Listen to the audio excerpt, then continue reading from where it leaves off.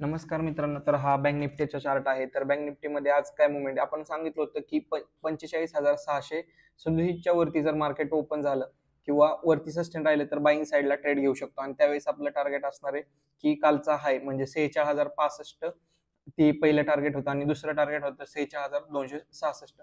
तर दोन्ही टार्गेट्स आपले हिट झालेले आहेत. तर बघूया आता निफ्टीमध्ये काय झालेलं आहे.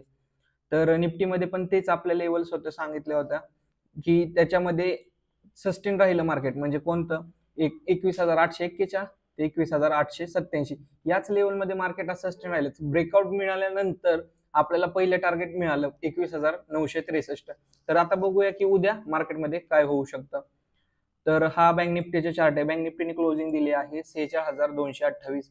जर मार्केट 46,065 ते 266 46,266 या लेवलमध्ये जर ओपन झालं तर आपण वेट करणार आहे. ह्या 46,065च्या खाली जर मार्केट सस्टेन राहिलं तर डाऊन साईडला आपल्याला टार्गेट असणार आहे 45,700 आणि त्याच्यानंतर 45,300 आणि अप साईडला जर मार्केट जायचं असेल तर आपल्याला 46,000 म्हणजे आजचा हाय त्याच्यावरती मार्केट सस्टेन राहायला पाहिजे. त्यावेळेस आपल्याला टार्गेट असतील 46,551, 46,821 आणि 47,117. तर आता निफ्टीमध्ये बघूया.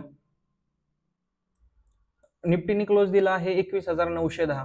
तर आपली एसएमसी लेवलच्या वरतीच क्लोज मिळालेला आहे. पण उद्यासाठी सगळ्यात महत्वाची लेवल आहे 21,963. त्या लेवलच्या वरती जोपर्यंत क्लोज मिळत नाही तोपर्यंत आपण अपसाइड मार्केटसाठी ट्रेड घेऊ शकत नाही. तर अपसाइड साठी ट्रेड आपल्याला टार्गेट्स असतील 22,048 आणि 22,127 म्हणजे आपला ऑल टाइम हाय. आणि जर मार्केट ह्याच्याच खाली 21,840च्या खाली जर सस्टेन राहिलं तर त्यावेळेस आपल्याला पहिलं टार्गेट असणार आहे 21,792. त्याच्यानंतर सेकंड टार्गेट असणार आहे 21,762 आणि थर्ड टार्गेट असणार आहे 21,665. तर सगळ्यांनी सेफ ट्रेडिंग करा आणि चांगला प्रॉफिट घ्या.